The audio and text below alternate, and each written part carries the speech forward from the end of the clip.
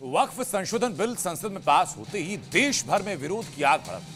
मुस्लिम समाज ने इसे अपने धार्मिक अधिकारों पर हमला बताया और आर पार की लड़ाई का ऐलान किया। मुसलमानों ने दो टूक कहा कि सर कटा देंगे, लेकिन ये कानून नहीं माने। तो एक तरफ मुसलमान जान देने को तैयार हैं, तो जान लेने पर भी आमादा है। वक्फ के समर्थन में बोलने वाले मुसलमानों को धमकी भी दी जा रही है।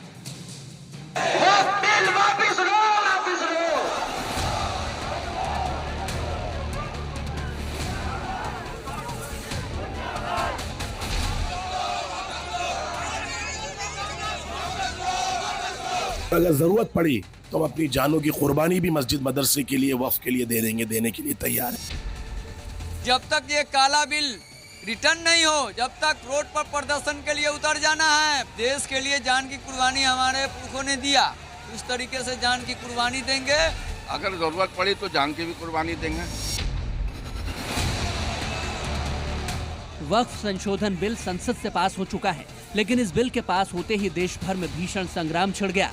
मुसलमान अब खुलकर इसके खिलाफ जंग छेड़ने की धमकी दे रहे हैं। कट्टरपंथी बयानबाजी से हालात गर्मा चुके हैं। खुलेआम सरकार को चेतावनी दी जा रही है, जान दे देंगे और जान ले लेंगे, लेकिन इस कानून को जीते जी नहीं मानेंगे।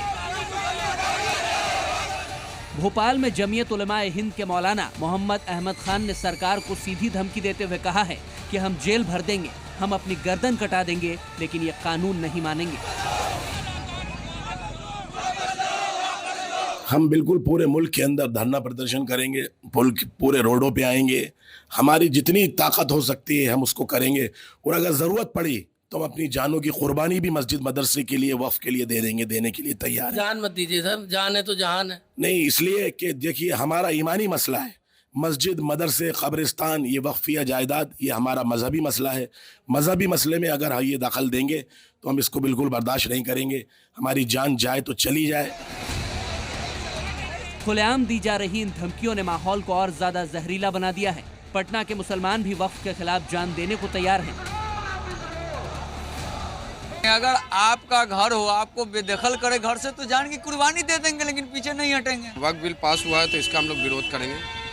जितने लोग हैं ये संविधान के खिलाफ है, इसको नहीं होना चाहिए और सरकार को इसको वापस लेना पड़ेगा, नहीं तो हम लोग प्रदर्शन जारी रखेंगे।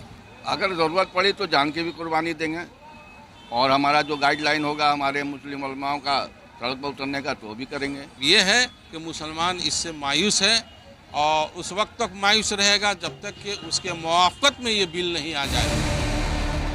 मुसलमान बार बार यही कह रहे हैं कि हम वक्फ संशोधन बिल नहीं मानेंगे। मुंबई में तो काली पट्टी बांधकर मुसलमान सड़क पर उतर चुके हैं। ये हमारे बाप दादा को पुरखों की प्रॉपर्टी है, तो हम क्यों छीनना चाहते हो?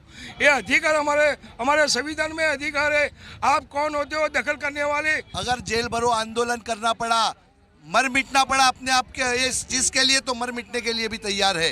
तो हमारे बड़े हमें जो भी गाइडलाइन देंगे, हम उस पर जो है उनकी बातों पर अमल करने के लिए मर मिटेंगे। और इस जो काला कानून लाया गया है, इसको हम मानने के लिए तैयार नहीं है। जेल भरो आंदोलन, सड़कों पर उतरना है, धरना है, मोर्चा है, जो भी करना है हम करेंगे। इस बीच जो लोग वक्फ संशोधन बिल का समर्थन कर रहे हैं, उन्हें भी अब कट्टरपंथियों का शिकार बनाया जा रहा है। यूपी अल्पसंख्यक आयोग के पूर्व अध्यक्ष अशफाक सैफी को सोशल मीडिया पर जान से मारने की धमकियां दी जा रही हैं। इतना ही नहीं, उनके जीजा पर जानलेवा हमला तक हो चुका है। ये वही लोग हैं जो सीए के नाम पर, जिन्होंने मुसलमानों के मासूम बच्चों के हाथों में पत्थर डंडे पकड़ा दिए गए थे और सड़कों पर उतार दिया था। इसी प्रकार से ये भड़का कर फिर मुसलमानों पर, तो बच्चों को जो अनपढ़ है, जो बेचारे गरीब हैं, उनको भड़का रहे हैं। और इसके कारण जो हमला हो रहा है, हो सकता है मेरे ऊपर भी हमला करवा दें, मुझे भी अपनी जान का खतरा है। सवाल यह है कि क्या अब देश में कोई मुसलमान सरकार के फैसले का समर्थन भी नहीं कर सकता? ये साफ है कि कुछ कट्टरपंथी इस कानून को लेकर झूठ फैला रहे हैं और मुस्लिम समाज को उकसाने में लगे हैं। जब 1947 में हिंदुस्तान आजाद हुआ था और बंटवारा हुआ था, उस वक्त हजरत मौलाना अब्दुल कलाम आजाद ने जामा मस्जिद की सीढ़ियों से खड़े होकर सारे मुसलमानों को हिंदुस्तान के ये बोला था कि आप लोग कहाँ जा रहे हो, आपके बाबा और दाद यहाँ पर दफन है। तो हमने मौलानाओं की बात सुनी थी उस वक्त, और हम यहाँ से नहीं गए थे। अब फिर हम वक्फ बोर्ड के लिए मौलानाओं की बात सुनेंगे, क्योंकि ये काला कानून है और इसे रिजेक्ट होना ही चाहिए। किसी भी प्रॉपर्टी पे विवाद होगा और उसको वो तय करेंगे कि रखनी है नहीं रखनी है। ये सिंपल फॉर्मूला है और इस सरकार की मंशा इससे साफ झलकती है कि यही होने वाला है। मन में तो है, अगर देखिए आप अब अगर आपसे भी आपके कुछ अधिकार छीने जाते, चीजें छीनी जाती है तो आपको भी तकलीफ होगा, तो हम लोगों को भी तकलीफ हो रही है। आप बड़ा रिसर्च जो है मुसलमानों पे ही क्यों हो रहा है?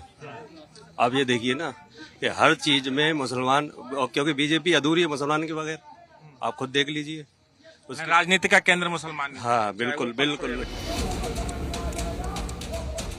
भाईजान के उकसाऊ ऐलान से देश भर में विरोध की आग फैल चुकी है। इससे भी ज्यादा चिंता की बात तो ये है कि कुछ मुसलमान तो मरने मारने तक को तैयार हैं। इन्हें समझना होगा कि ये कानून मुसलमानों का हक छीनने वाला नहीं, बल्कि वक्फ बोर्ड की मनमानी खत्म करने के लिए लाया जा रहा है। ब्यूरो रिपोर्ट, जी मीडिया।